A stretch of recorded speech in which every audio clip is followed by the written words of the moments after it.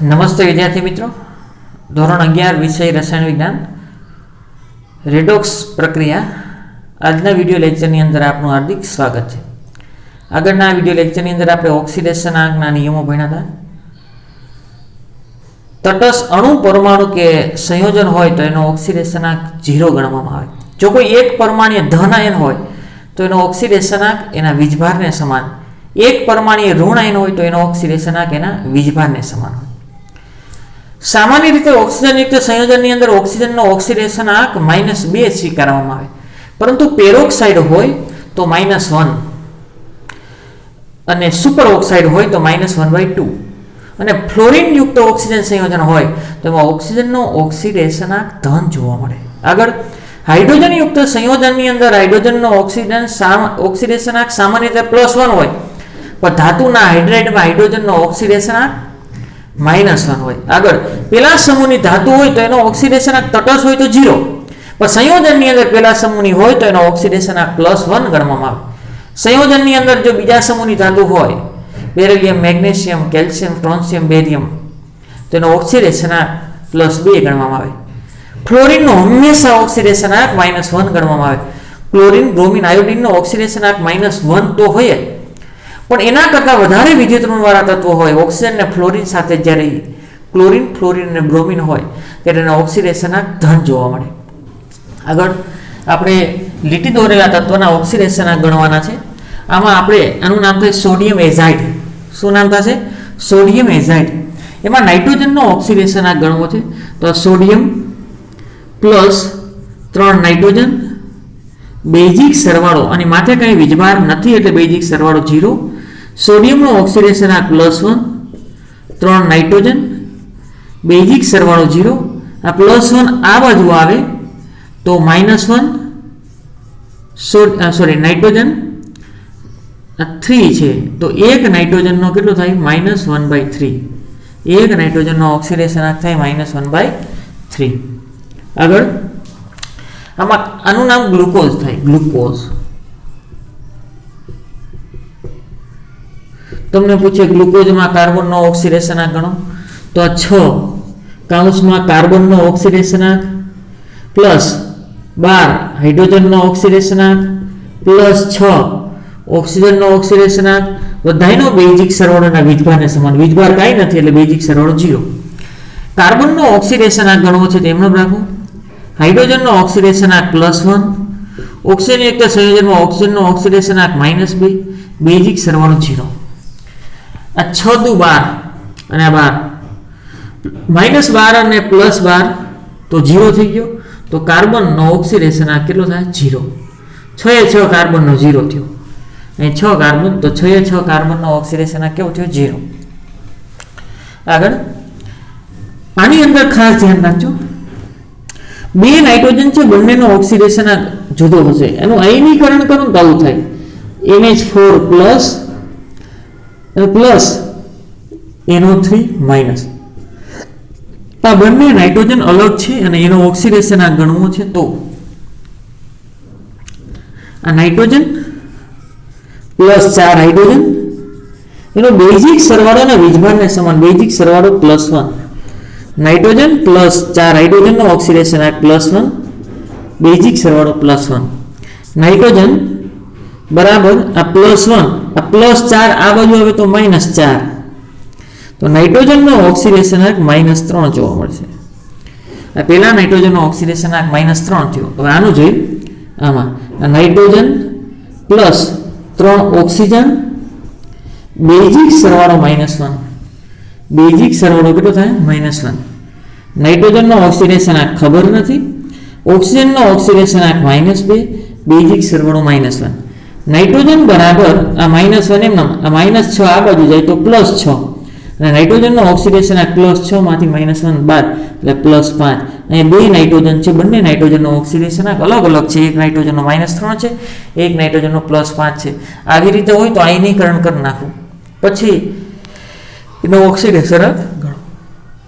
આગળ આમાં ફોસ્ફરસનો ગણવો છે. હવે તમે આમાં ફોસ્ફરસનો ગણો અથવા એનું આયનીકરણ કરો.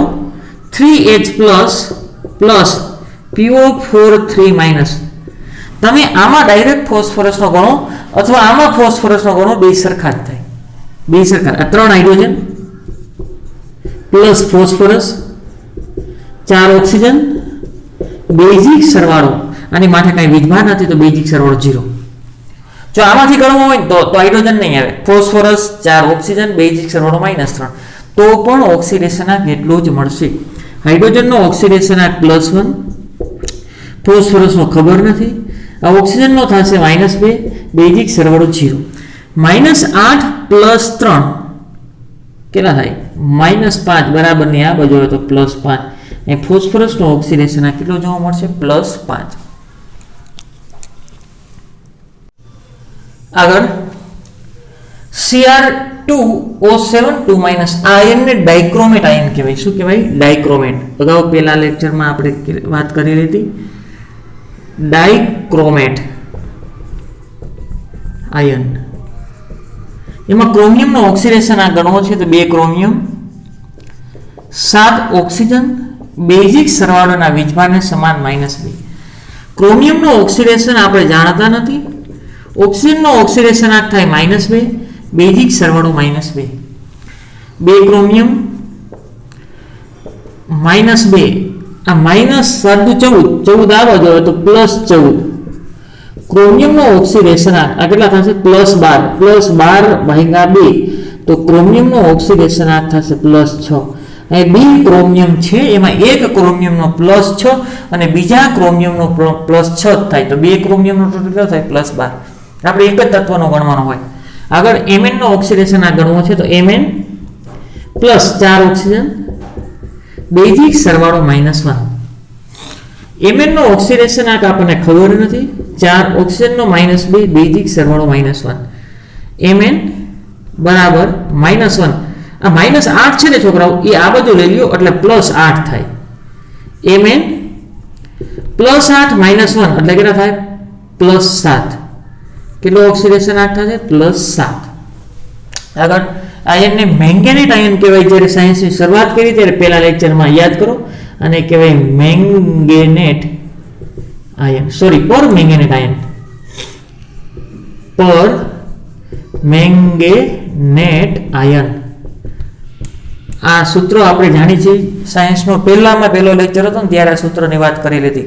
પાછું અત્યારે આવ્યું અને 12માં વારંવાર આવશે, ધ્યાન રાખજો. આગળ ઉદાહરણ નંબર 7, K4Fe-CN6 માં Fe નો ઓક્સિડેશન આંક ગણવાનો છે. 4 પોટેશિયમ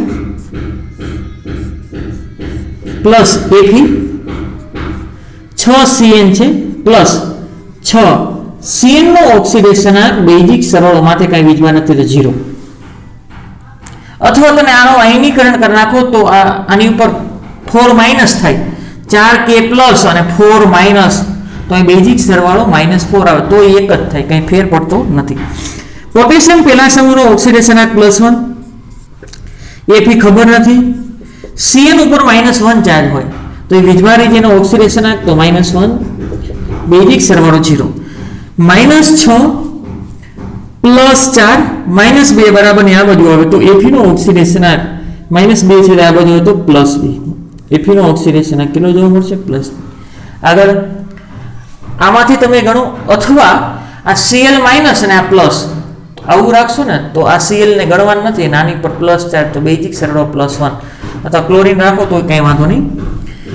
આ cobalt CO plus ammonia 4 mall Na3, 4 mall Na3 plus chlorine 2 ને 1 3 ક્લોરીન, બેઝિક સરવાળો 0.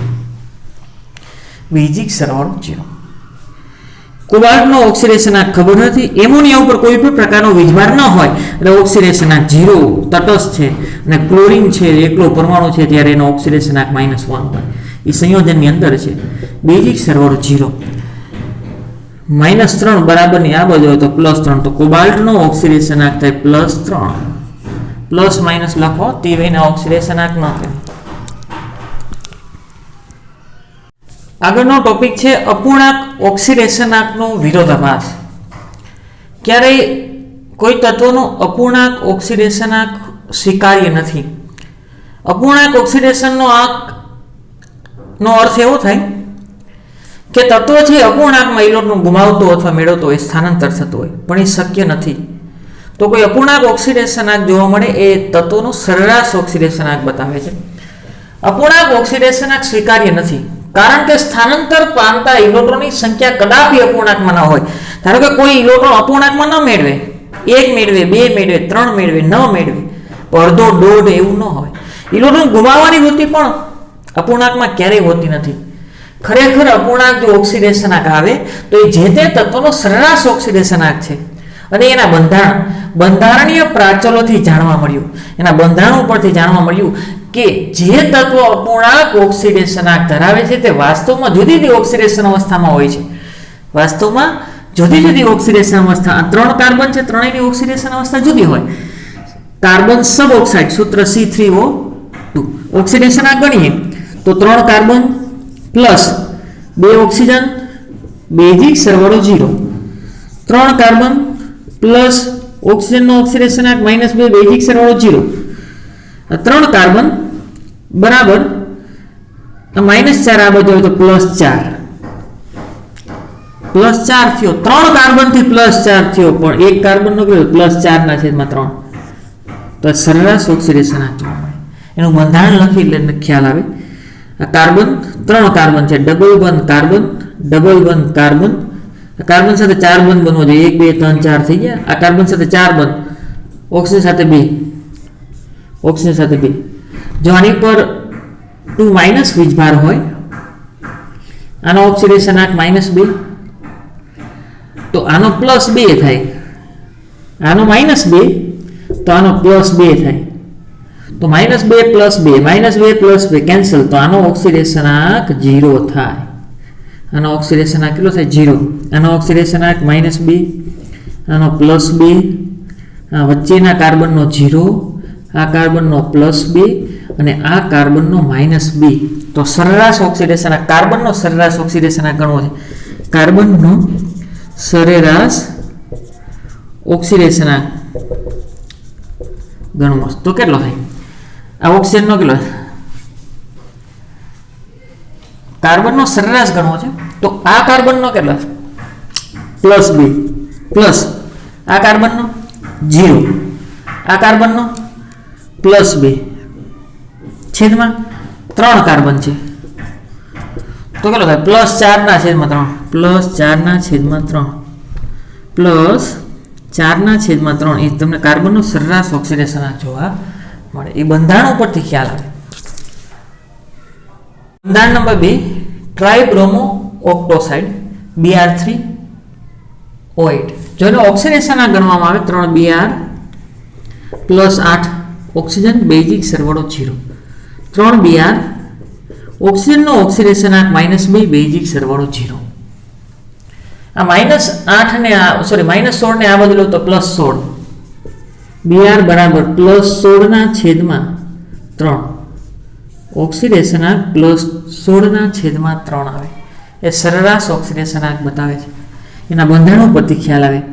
આ Br, એક બીજું Br, આ ત્રીજું Br, okay. Br oxygen, double બંધથી ઓક્સિજન, ટોટલ 8 ઓક્સિજન છે. 1 2 તો 6 હોય, 3 અહીંયા મૂકી દો, 3 અહીંયા મૂકો. 1 ઓક્સિજન, 2 ઓક્સિજન, 3 ઓક્સિજન, આ 1, આ 2 અને 3. આપણે જાણીએ છીએ કે આ ઓક્સિજનનો -2, આનો ઓક્સિડેશનાંક -2, આનો -2, તો આનો કેટલો થાય? +6. કેટલો થાય? +6. આનો -2 ઓક્સિડેશનાંક, આનો -2, આનો -2, તો -6 બરાબર ને ઓલી બધું, તો આનો +6 થાય. આનો -2 અને આનો -2, તો -4, ઓલી બધું જોઈએ તો +4. તો સરેરાશ ઓક્સિડેશનાંક +16/3 થાય. જોઈ લઈએ. Br નો સરેરાશ ઓક્સિડેશનાંક બરાબર આ પેલા Br નો કેટલો છે? +6, બીજા Br નો +4, ત્રીજા Br નો +6, ટોટલ Br કેટલા છે? 3. તો 6 × 6 12 ને 4 16 +16/3, તો એ સરેરાશ ઓક્સિડેશનાંક થયો. એમાં 2 Br છે 6 ગુમાવે છે અને 1 Br છે 4 ગુમાવે છે. તો ઓક્સિડેશનાંક અપૂર્ણાંકમાં છે તો એનો અર્થ શું છે? એ અપૂર્ણાંકમાં ઇલેક્ટ્રોન નથી ગુમાવતો, એ સરેરાશ ઓક્સિડેશનાંક જો એ બંધારણ ઉપરથી ખ્યાલ આવે. આગળ tetrathionate ion, tetrathionate ion S double one O OH O S double one sorry O S double one O OH. આ કોનું બંધારણ છે? અગાઉ આપણે જોઈ ગયા.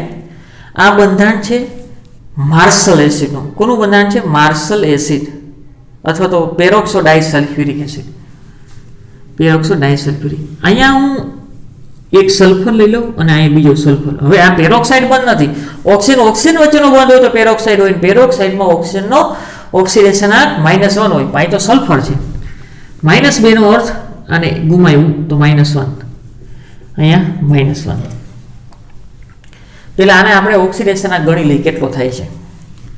આ 4 સલ્ફર પ્લસ 6 ઓક્સિજન બેઝિક સરવાળો -2, 4 સલ્ફર 6 ઓક્સિજન, ઓક્સિજનનો -2 બેઝિક સરવાળો -2, 4 સલ્ફર બરાબર -2 આ બાજુ હતો, આ -16 આ બાજુ સોરી 12 આ બાજુ હતો +12.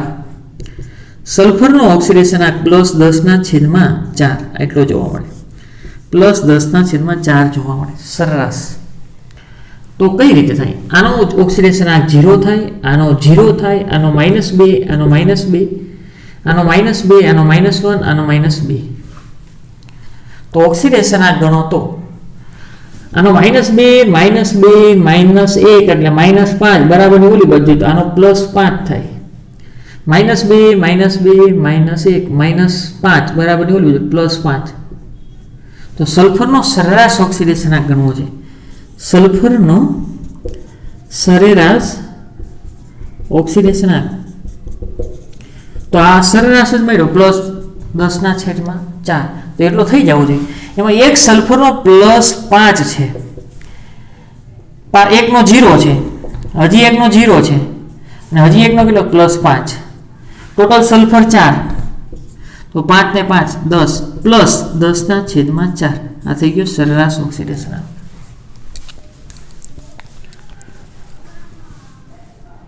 આગળનો ટોપિક છે મિશ્ર ઓક્સાઇડ માટે ધાતુના ઓક્સિડેશનાંક. આ પણ જી અને નીટ માટે ખૂબ જ આઈએમપી ટોપિક છે. હવે આનો તમે ઓક્સિડેશનાંક ગણો ને, આનું નામ થાય ફેરસ ફેરિક ઓક્સાઇડ. આનો ઓક્સિડેશનાંક ગણી છે. જો આનો ઓક્સિડેશનાંક ગણો તો 3 Fe 4 ઓક્સિજન બેઝિક સરવાળો 0, 3 Fe +4 ઓક્સિજનનો ઓક્સિડેશનાંક -2 બેઝિક સરવાળો 0.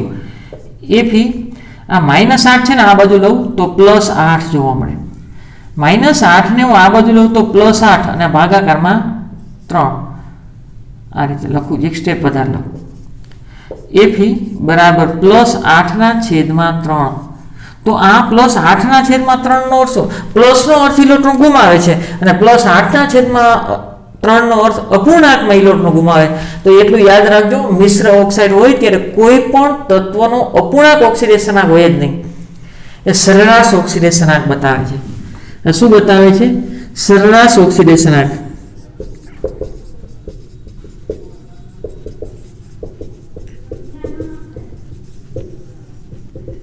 જ્યારે અપૂર્ણાંક મળે ત્યારે ધાતુનો કોઈ દિવસ અપૂર્ણાંક ઓક્સિડેશનાંક હોતો નથી. આ શું બતાવે છે? સરેરાશ.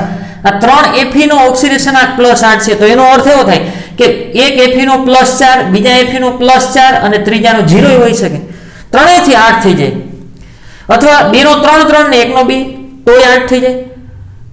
ઓકે, આ Fe નો જ્યારે અપૂર્ણાંકમાં ઓક્સિડેશનાંક મળે છે તો એનો અર્થ એવો છે અપૂર્ણાંકમાં ક્યારેય ઇલેક્ટ્રોન ગુમાવતા કે મેળવતા નથી, સરેરાશ ઓક્સિડેશનાંક બતાવે છે. તો એ બે મિશ્ર ધાતુ હોય, એને તમે ગરમ કરો ને તો એ FeO માં રૂપાંતર થાય અને એક Fe2O3 માં રૂપાંતર થાય. તો સરેરાશ એમાં FeO છે ને, FeO એમાં Fe નો ઓક્સિડેશનાંક +2 છે. કેટલો છે? +2. અને Fe2O3 ની વાત કરી, Fe2O3 એમાં એફી નો તમે આવડતું હોય તો ડાયરેક્ટ આવડે. આ સંખ્યા રહી ને વીજભારમાં ડાયરેક્ટ ગણ લઉં. જો આ +3 જ આવે અને ન ખબર હોય તો ગણ લેવાય. 2 એફી +3 ઓક્સિજન, આનો -2, આનો કેટલો છે +2. બેઝિક સરવાળો 0. એફી ખબર નથી, 3 ઓક્સિજનનો -2, બેઝિક સરવાળો 0. એફી આ -6 આ બાજુ આવે તો +6 અને ભાગાકારમાં 2, તો એફી નો ઓક્સિડેશનાંક કેટલો થાય +3. જોવો જી કેટલો થયો +3.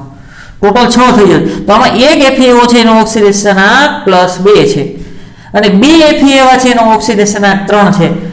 તો 2 થી કેટલો થાય? 2 થી કેટલો થાય +6. આ 2 એફી નો ઓક્સિડેશનાંક 2 લખો તો 2 એફી નો કેટલો થાય +6. એટલું યાદ રાખો. એક એફી આ 3 એફી છે, 3 થી 8 થાય. એમાં એક એફી છે એનો +2 છે અને 2 એફી એવા છે જેનો +3 છે. 2 એફી છે અને આ લખ્યું છે એકનો જ લખ્યો છે, એક એફી નો લખ્યો છે. 2 આ 2 ને અહીં લઈ લો તો 2 એફી નો કેટલો થાય ટોટલ +6 ને આ +2 એટલે +8 થઈ જશે. આને કહેવાય ફેરસ ઓક્સાઇડ, આને કહેવાય ફેરિક ઓક્સાઇડ. આખું નામ થાય ફેરિક ઓક્સાઇડ. એવી રીતે આ એનો ઓક્સિડેશનાંક ગણો. એનો ઓક્સિડેશનાંક ગણશો ને તો આનો આવશે +8/3.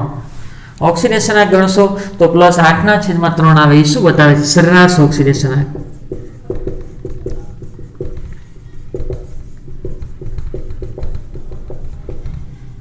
શું બતાવે છે? સરેરાશ ઓક્સિજન. કારણ કે હકીકતમાં બેનું મિશ્રણ છે શેનું? PbO4. એને તમે ગરમ કરો તો એ PbO માં રૂપાંતર થાય અને એક PbO3 માં રૂપાંતર થાય. આપણે આનો ઓક્સિડેશનાંક ગણો તો +8/3 આવે છે, સરેરાશ મળે છે. અને આનો ગણો તો કેટલો થાય? આનો -2 તો આનો +2. ગણવાની જરૂર નથી, ડાયરેક્ટ ખબર પડી જાય. અહીંયા આ 2 છે અહીંયા આવશે તો ઓક્સિજનનો -2, તો આ 3 છે ને અહીંયા આવે તો Pb નો કેટલો થાય +3. તો એક Pb નો ઓક્સિડેશનાંક +2 છે અને 2 Pb એવા છે એનો ઓક્સિડેશનાંક +3 છે. એટલે એક Pb નો +3, બીજા Pb નો +3 એટલે +6 અને 2 +8. એટલે 3 થી +8 ઓક્સિડેશનાંક જોવા મળે. અને 8/3 એટલે તો એ શું બતાવે છે? ત્રણેયનો સરેરાશ. ચેક કરી લે. ત્રણેયનો સરેરાશ ઓક્સિડેશનાંક. સરેરાશ ઓક્સિડેશનાંક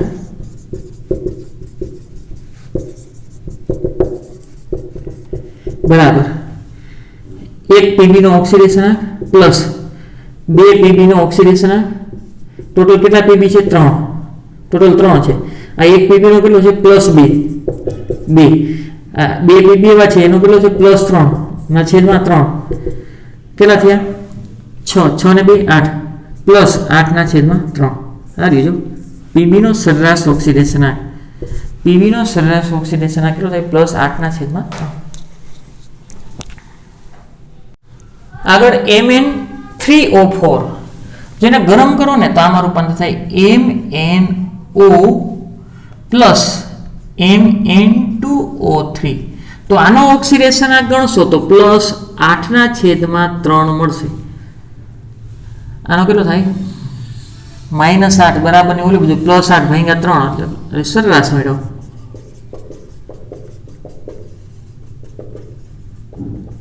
પણ અહીંયા Mn નો કેટલો થાય? +2 અને અહીંયા Mn નો કેટલો ગણી લેજો એટલે +3 થાય. તો એક Mn નો +3, પાછા બીજા Mn નો +3 એટલે +6 ને +2 +8 ત્રણેયથી +8 થાય. તો સરેરાશ ઓક્સિડેશનાંક મળે. ક્રોમાઇટ ખનિજની અંદર FeCr2O4. આમાં હું Fe નો ઓક્સિડેશનાંક ગણું. Fe નો ઓક્સિડેશનાંક તો તમને જે મળશે એ સરેરાશ મળશે. એક જ Fe છે.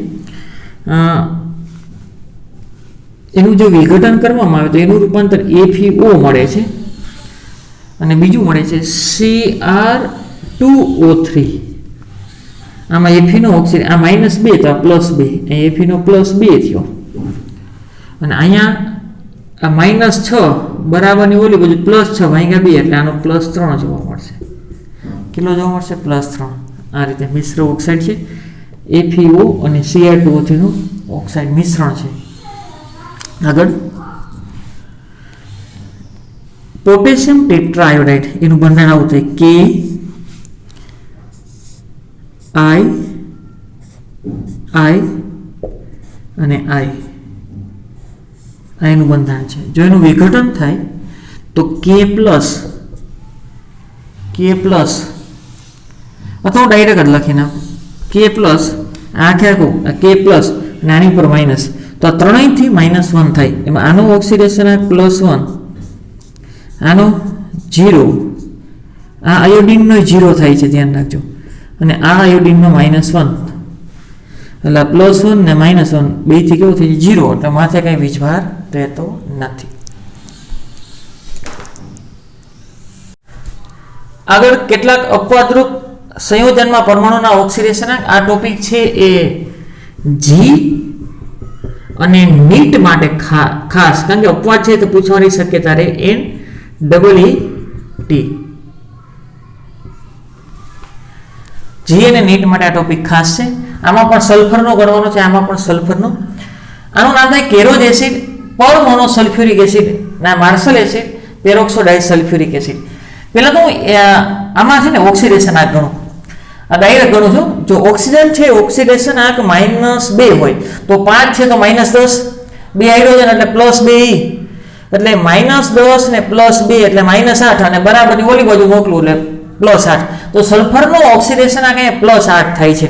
પણ છોકરાઓ યાદ રાખો, સલ્ફર 16મા સમૂહનું છે, 10 બાદ કરું એટલે 6 વધે, તો બાહ્યતમ કક્ષામાં 6 ઇલેક્ટ્રોન છે, તો એ વધુમાં વધુ કેટલા ગુમાવી શકે? 6.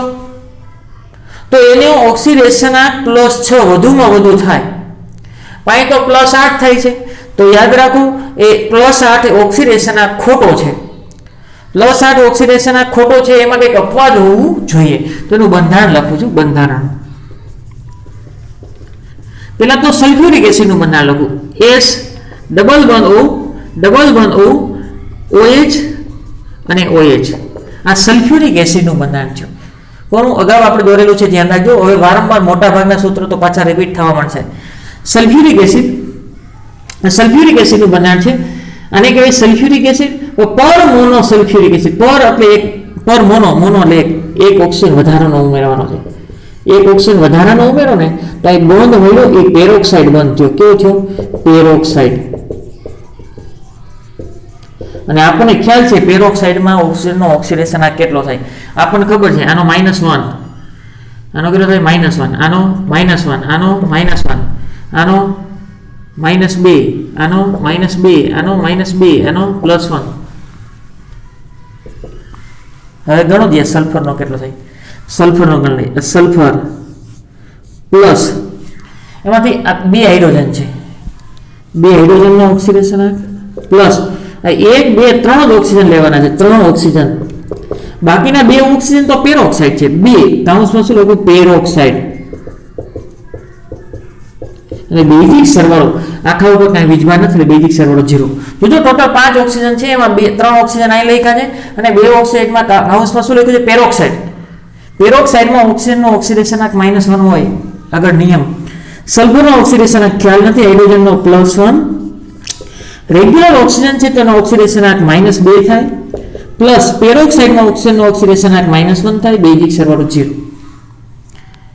આ -2 +2 કેન્સલ.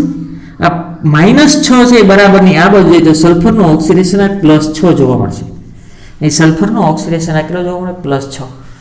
તો એ અપવાદ +8 ને બદલે જો +6 મળ્યો, તો 6 શક્ય છે. આગળ અહીંયા તમે આપણે ડાયરેક્ટ ગણી કેટલો થાય? 8 ઓક્સિજન છે, એક ઓક્સિજનનો -2 એટલે 8 × 16, -8. ઓકે, અને +2, 8 × 16 -16, અને +2 એટલે -14. બરાબરની આ બાજુ મોકલી દો એટલે +14, અને 2 સલ્ફર છે એટલે ભાગાકારમાં 2, 14 / 2 એટલે +7. પણ સલ્ફર તો બાહ્યતમ કક્ષામાં 6 ઇલેક્ટ્રોન હોય, તો એ 7 કઈ રીતે ગુમાવે? તો 7 ઓક્સિડેશન આ ખોટો છે, એનું બંધારણ અપવાદ છે. બંધારણ લખું. એમાં 2 સલ્ફ્યુરિક એસિડ નાનું લખું. S double bond O OH OH. આ sulphuric acid OH double bond O OH અને OH. આ 2 સલ્ફ્યુરિક એસિડ. એમાં મારે બંધારણ છે H2, 4 હાઇડ્રોજન છે ને, તો 2 હાઇડ્રોજન દૂર કરી નાખો. હવે સલ્ફર 2, ઓકે, ઓક્સિજન 8, 1, 2, 3, 4, 5, 6, 7, 8. તો ઓક્સિજન વચ્ચેનો બંધ અને શું કહેવાય? પેરોક્સાઇડ.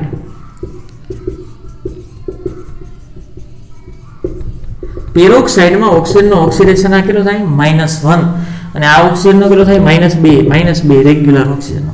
હવે હું સલ્ફરનો ગણું. 2 hydrogen plus 2 sulphur plus oxygen 1 2 3 4 5 6 regular oxygen છે પ્લસ 2 ઓક્સિજન એવા છે કે જે પેરોક્સાઇડ છે, પેરોક્સાઇડ બરાબર. બેઝિક સરવાળો માથે કઈ વિભાગ નથી તો બેઝિક સરવાળો 0. આ યાદ જ રાખવા પડે તમારે, ધ્યાન રાખજો, 12માં પાછા આવશે. હાઇડ્રોજનનો ઓક્સિડેશન આંક +1, સલ્ફરનો ગણવાનો છે. રેગ્યુલર ઓક્સિજનનો ઓક્સિડેશન આંક -2, પેરોક્સાઇડમાં ઓક્સિજનનો ઓક્સિડેશન આંક -1, બેઝિક સરવાળો 0. આ -2 આ +2 કેન્સલ, આ -12 છે બરાબરની આ બાજુ જાવ તો 2 સલ્ફર, -12 છે આ બાજુ જાવ તો +12, એક સલ્ફરનો જોઈએ છે તો +12/2 એટલે એક સલ્ફરનો ઓક્સિડેશન આ કર્યો થાય +6, તો અપવાદ્યો તો +6 મળ્યો. હવે એ સાચો છે કારણ કે 6 ઇલેક્ટ્રોન ગુમાવી શકે. આગળ અપદ્રુપ બંધારણ CrO5 ક્રોમિયમ પેન્ટોક્સાઇડ. હવે જો ક્રોમિયમ ઓક્સિડેશન આ ગણીએ તો ઓક્સિજનનો -2 5 ઓક્સિજન છે એટલે -10 બરાબરની ઓલી બાજુ તો +10 કોઈનો ઓક્સિડેશન હોય જ નહીં, તો ઓક્સિડેશન આ ખોટો છે. એનું બંધારણ અપવાદ છે, બંધારણ એનું બંધારણ દોરું છું. આ ક્રોમિયમ ઓક્સિજન, આ ઓક્સિજન, તો એ ઓક્સિજન વચ્ચેનો બંધ એને પેરોક્સાઇડ કહેવાય. આ ઓક્સિજન, એક અહીંયા ઓક્સિજન, ડબલ બંધથી ઓક્સિજન. આ ક્રોમિયમ પેન્ટોક્સાઇડનું બંધારણ થયું. આ બંધારણ બટરફ્લાય બને, જો બટરફ્લાય પતંગિયા જેવું છે તો એને કહેવાય બટરફ્લાય બંધારણ. પતંગિયા જેવું બંધારણ છે બટરફ્લાય. પણ આમાં જો આ ઓક્સિજન છે ને રેગ્યુલર છે તો એનો ઓક્સિડેશન આંક -1 છે. આ પેરોક્સાઇડ બોન્ડ છે, શું છે? Peroxide bond. તમને પૂછે ક્રોમિયમ પેરોક્સાઇડ ની અંદર પેરોક્સાઇડ બોન્ડ કેટલા તો 2. પેરોક્સાઇડ વલય કે તોય 2, જો આ એક વલય અને એક બીજું વલય એટલે આમ પાછું ઈ પરમાણુ જોડાયેલો હોવો જોઈએ. તો આનો ઓક્સિડેશન આંક -1, આનો -1, આનો -1, આનો -1, તો આ ક્રોમિયમમાં અગણ લઈ ક્રોમિયમ પ્લસ રેગ્યુલર ઓક્સિજન 1 છે પ્લસ 4 ઓક્સિજન એવા છે 1 2 3 4 પેરોક્સાઇડ છે. પેરોક્સાઇડ બેઝિક સરવાળો માટે કઈ વીજભાર નથી તો 0. ક્રોમિયમનો ઓક્સિડેશન આ ખબર નથી, રેગ્યુલર ઓક્સિજન છે એનો -2 થાય. 4 પેરોક્સાઇડમાં ઓક્સિજનનો ઓક્સિડેશન આ -1, બેઝિક સરવાળો 0. -4 -2 -6 બરાબરની આ બાજુ ક્રોમિયમનો ઓક્સિડેશન આ થાય +6. ધ્યાન રાખજો, MCQ માટે ખાસ ડાયરેક્ટ ગણતા તો +10 મળતો તો +10 કોઈનો શક્ય નથી, તો 5 છે +6 મળે છે. આગળ આ ક્લોરીન અને આ ક્લોરીનનો ગણવાનો છે. બંને ક્લોરીનનો ઓક્સિડેશન આ જુદો જુદો છે કારણ કે જે એનું આયનીકરણ કરો તો આવું થાય Ca2+ પ્લસ એક Cl- મળે પ્લસ OCl- મળે. બંને ક્લોરીનનો ઓક્સિડેશન આ ગણવાનો. તો આ કેલ્શિયમનો કહેતો તો એ તો ફિક્સ જ છે, બીજા સમૂહનો છે તો +2, પણ આ ક્લોરીનનો કહેતો તો -1, પણ આ ક્લોરીનનો કહેતો તો ગણી લે એ ધન થશે કારણ કે ઓક્સિજન છે. ઓક્સિજન સાથે સંયોજન ઓક્સિજનની વિદ્યુતતા વધારે છે એટલે ઋણ હોય તો આ ધન થઈ જશે. ઓક્સિજન પ્લસ Cl બેઝિક સરવાળો -1, બેઝિક સરવાળો -1. ઓક્સિજનનો -2 પ્લસ ક્લોરીનનો ખબર નથી, આ -1 બેઝિક સરવાળો. ક્લોરીન બરાબર -1, આ -2 આ બાજુ લઉં તો +2. ક્લોરીનનો ઓક્સિડેશન આંક થશે +1, ક્લોરીનનો ઓક્સિડેશન આંક +1. તો બંને ક્લોરીનના જુદા છે. આ ક્લોરીનનો ઓક્સિડેશન આંક -1 થયો અને આ ક્લોરીનનો +1 શું કામ છે ખ્યાલ પડ્યો? ઓક્સિજનની વિદ્યુતતા વધારે છે તે માઇનસ હોય, ઇલેક્ટ્રોન ખેંચતો હોય, ક્લોરીન ગુમાવતો હોય એટલે +1 જોવા મળશે.